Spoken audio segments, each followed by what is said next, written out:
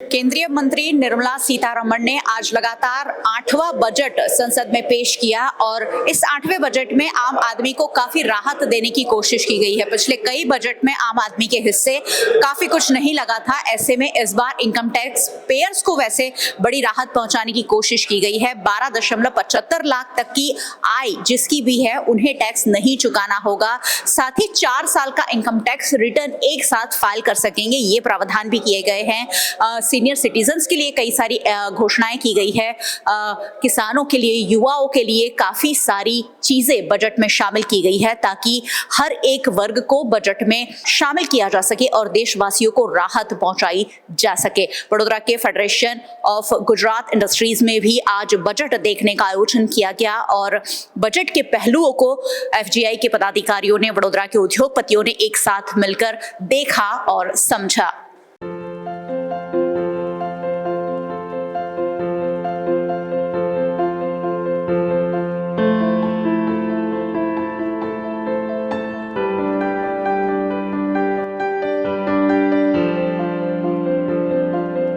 केंद्रीय वित्त मंत्री निर्मला सीतारमण ने संसद में बजट पेश कर दिया है और एफजीआई में आज उद्योगपतियों के लिए ये खास व्यवस्था की गई कि वो बजट को देखें। एफजीआई के अध्यक्ष तारक पटेल हमारे साथ है।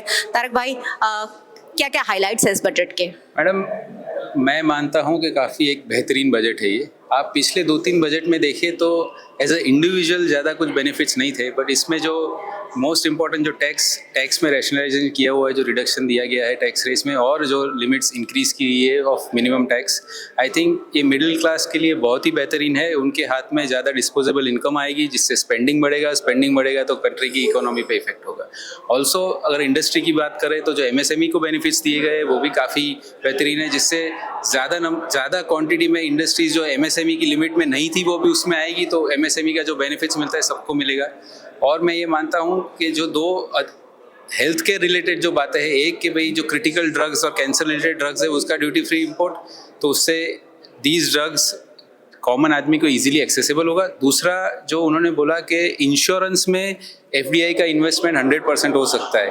कॉमन सेंस है कि 3 कंपनी अगर जिस चीज़ में काम करी आज 6 कंपनियां करेगी तो मैं एक्सपेक्ट करता हूँ कि इंश्योरेंस के रेट इससे कम हो सकते हैं। सो काफ़ी प्रोग्रेसिव बजट है। और दूसरा मेरा ये मानना है कि अभी सब बजट लॉन्ग टर्म इफेक्ट्स होते हैं। शॉर्ट टर्म ये थोड़े बहुत बेनिफिट्स मिल सकते हैं, हमें बड़ा पिक्चर रखना चाहिए। As a industry body, as a individual सबको ये देखना चाहिए कि इसका आज से 5 साल बाद क्या इफेक्ट होगा, 10 साल क्या बाद से इफेक्ट होगा। मैं मानता हूँ कि नेशन बिल्डिंग में ये बजट काफ़ी इंपॉर्टेंट रोल प्ले करेगा। Thank you so much VNM से बातचीत के लिए।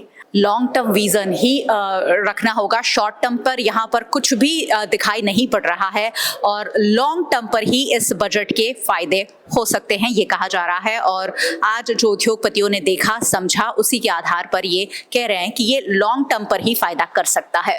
वडोदरा के जाने माने चार्टर्ड अकाउंटेंट संजीव शाह हमारे साथ है। संजीव जी, क्या है हाइलाइट्स इस पूरे बजट के और कौन कौन से वर्ग को ये ज्यादा अफेक्ट कर रहा है? से ओवरऑल इकोनॉमी को ज़रूर फ़ायदा होगा और वही डायरेक्शन में नरेंद्र मोदी सरकार काम कर रही है।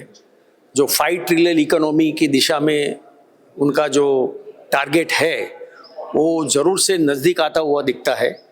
जो वर्ल्ड की लार्जेस्ट 5 इकोनॉमी में हमारा नंबर है वो 5 से 3 नंबर पर आने का पूरा चांस है। ये बजट के प्रावधान सब अमलीकरण होने के बाद 2-3 ऐसे प्रोविज़न है जो आम आदमी को कैसे अच्छा फ़ायदा हो सकता है। जैसे आपको अनाउंस हुआ कि 12 लाख तक का टैक्स में काफ़ी फ़ायदा होगा।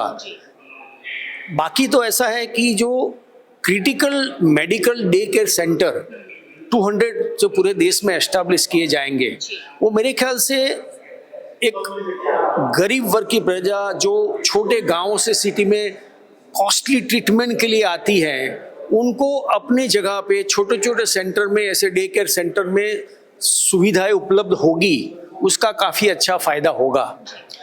जैसे सीनियर सिटीजन को फिक्स डिपॉजिट के ऊपर टीडीएस में जो रियायत ज़्यादा दी गई है, तो मेरे ख्याल से वो एक अच्छा मुनाफा होगा, फ़ायदा होगा सीनियर सिटीजन के लिए। शिप बिल्डिंग के लिए काफ़ी अच्छी अनाउंसमेंट की गई है। जो शिप बिल्डिंग इंडिया में ग्रो हुए वो इंडस्ट्री, गिफ्ट सिटी में भी काफ़ी अच्छा अनाउंसमेंट हुआ है कि फॉरेन का इन्वेस्टमेंट इंडिया में आएगा थ्रू गिफ्ट सिटी, तो ये अपने गुजरात के लिए एक गौरव की बात है कि गिफ्ट सिटी में अच्छा फॉरेन डायरेक्ट इन्वेस्टमेंट बढ़ रहा है। जैसे इंश्योरेंस सेक्टर में 74% से 100% इन्वेस्टमेंट का एग्जेम्पशन अलाउ हुआ है, तो मेरे ख्याल से ये काफ़ी अच्छे अनाउंसमेंट है। सर, किसानों के लिए क्या कुछ खास प्रावधान किए गए हैं? किसानों के लिए ऐसा है कि उनकी जो किसान क्रेडिट्स का कार्ड जो है वो स्कीम है वो 3 लाख से बढ़ाकर 5 लाख की गई है। उनकी लोन में भी बढ़ावा किया गया है और काफ़ी अच्छी ऐसी स्कीम है जो किसान अपनी तरह से कई दफ़े क्या होता है कि बारिश नहीं गिरती है और फसल अच्छी नहीं होती है, तो वो अपना लोन पेमेंट के लिए भी काफ़ी उनको फ़ायदा होगा, रियायत मिलेगी। तो मेरे ख्याल से किसानों के लिए भी एक अच्छा अनाउंसमेंट किया गया है और एग्रो बेस्ड इकोनॉमी को बूस्ट हुए ऐसा प्रावधान है। आखिरी सवाल, पिछले कुछ बजट की तुलना में इस बजट को आप कैसे देखते हैं? देखिए, मैंने काफ़ी जगह बताया है कि अब बजट में कोई बड़ी अनाउंसमेंट होती नहीं है। ये पॉलिसी डिसीजंस जो पहले डिसाइड कर लेती है जो नई सरकार आती है, तो वो हर एक बजट उसको फॉलो करता है। तो आप ये बजट में भी देखेंगे कोई बड़ा अनाउंसमेंट नहीं है। तो मेरे ख्याल से जो पहले से डिसाइड कर हो चुके हैं, से नरेंद्र मोदी साहब ने बताया कि 5 ट्रिलियन इकोनॉमी को हमको पहुंचना है, तो मेरे ख्याल से हर एक बजट में कुछ ना कुछ अनाउंसमेंट ऐसा जो होता है इंडस्ट्री को प्रोग्रेसिव बनाने के लिए, तो मेरे ख्याल से वो ग्रोथ पैटर्न में हम लोग जा रहे हैं, तो वही हम बता सकते हैं। चलिए, बहुत बहुत शुक्रिया वीएनएम से बातचीत के लिए। तो संजीव जी कह रहे थे कि कोई बड़े अनाउंसमेंट अब बजट में नहीं होते हैं क्योंकि पॉलिसी मेकिंग में ही छोटे छोटे डिसीजन ले लिए जाते हैं और इसीलिए बजट में आम नागरिक के हिस्से बहुत ज़्यादा कुछ आता नहीं है।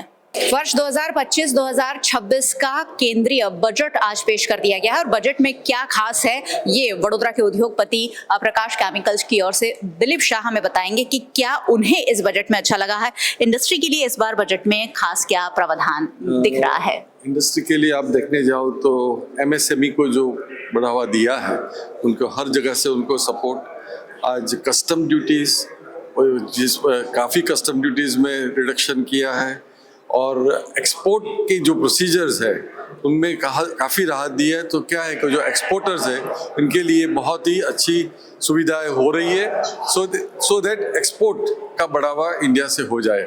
एंड सेकेंडली कि ये ओवरऑल जो मेरे हिसाब से हेल्थ में काफ़ी उन्होंने स्ट्रेस दिया है कि जैसे कि कैंसर पेशेंट्स के लिए डे केयर सेंटर, वो बाकी एजुकेशन के लिए ग्राउंड लेवल से, आज आंगनवाड़ी लेवल से उन्होंने कुछ नई प्रयोजन किए हैं कि जिसमें anganwadi, then pregnant women, that means health, the nutrition programme.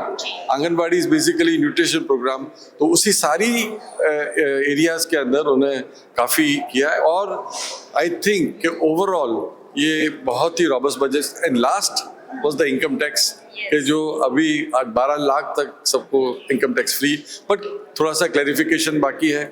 TDS TCS के अंदर भी काफ़ी राहत दी है क्योंकि वो TDS और TDS में काफ़ी कॉम्प्लिकेशंस होते थे। दैट मीन्स इनडायरेक्ट और डायरेक्ट टैक्स दोनों के अंदर गवर्नमेंट ने काफ़ी सहूलियत दी है। 10 में से कितने नंबर देंगे? मेरे हिसाब से तो ये 8 नंबर देंगे। Very nice project. चलिए, thank you very much. Prakash chemicals की ओर से दिलीप शाह ये बता रहे थे कि 10 में से 8 नंबर इस बजट को दिए जा सकते हैं क्योंकि इस बजट में पिछले बजट के मुकाबले काफी कुछ दिया गया है। वडोदरा के FGI में आज खास केंद्रीय बजट देखने का प्रावधान किया गया था और वडोदरा के कई उद्योगपतियों ने आज बजट को देखा और समझा है। सबरी केमिकल्स की ओर से मोहन नायर हमारे साथ हैं। मोहन जी से पूछेंगे कि आखिरकार इन्हें इस बजट में क्या अच्छा लगा। सर, इंडस्ट्री के लिए खास कर क्या ऐलान किया गया है? इंडस्ट्री को सबको कवर तो किया है, स्पेशली एसएमई को भी कवर किया है। एसएमई का लिमिट भी बढ़ा है, उसके लिए बहुत अच्छा है और रेट में भी कंसेशन दिया है, क्रेडिट गारंटी स्कीम में कंसेशन दिया है, क्रेडिट कार्ड बढ़ा दिया है। तो इंडस्ट्रीज के लिए एक अच्छा बजट है। नॉट इंडस्ट्री के सिवाय एग्रीकल्चर का भी एक पूरा कवर किया है। एग्रीकल्चर का क्रेडिट गारंटी स्कीम में वो बढ़ा है, लोन बढ़ा है, लिमिट बढ़ा है। देखने जाएगा तो सब सेक्टर को ये बजट कवर किया है। बहुत अच्छा बजट है, बैलेंस बजट है। उसमें क्या बिहार को थोड़ा ज़्यादा कुछ दिया है, लेकिन ठीक है, चलता है, कुछ ना कुछ चलता रहेगा। बिकॉज पॉलिटिकली देखेंगे तो बिहार में इलेक्शन आते इसके लिए हो सकता है। नीतीश बाबू जिंदाबाद। जिंदाबाद जिंदाबाद, वो पॉसिबिलिटी है क्योंकि साथ में बैठा है, इसके होना तो चाहिए ना। जी बिल्कुल। 10 में से कितने नंबर देना चाहेंगे? 8 मार्क्स, 8 मार्क्स, डेफिनेटली 8 मार्क्स। चलिए, वीएनएम से बातचीत के लिए बहुत बहुत शुक्रिया। क्योंकि छोटे उद्योगों के लिए काफ़ी प्रावधान किए गए हैं, जो लोन क्रेडिट कार्ड के जरिए देनी है उसकी जो मियाद है वो बढ़ाई गई है। ऐसे में छोटे उद्योगों को फायदा हो सकता है और इसलिए उद्योगपतियों के चेहरे पर एक खुशी दिख रही है और 10 में से 8 नंबर मोहन नायर भी दे रहे हैं। जब भी बजट आता है, आम नागरिकों के साथ साथ उद्योगपतियों की खास नजर रहती है कि उनके हिस्से इंडस्ट्री सेक्टर में क्या आ रहा है। वॉर्ड विजार्ड ग्रुप की ओर से ई जॉय बाइक वाले दीपक नाम्बियार जी हमारे साथ है। दीपक जी, क्या सोच रहे हैं, इंडस्ट्री के हिस्से क्या आया है इस बजट में? आई थिंक ओवरऑल देखे तो निर्मला सीतारमण जी फाइनेंस मिनिस्टर ने बहुत अच्छा बजट प्रपोज किया है। डेफिनेटली मिडिल क्लास के लिए तो दिस इज समथिंग अमेजिंग, और ये this would make economy more stronger because middle class के पास और जो लोअर इनकम क्लास है, they will be having more hand in cash.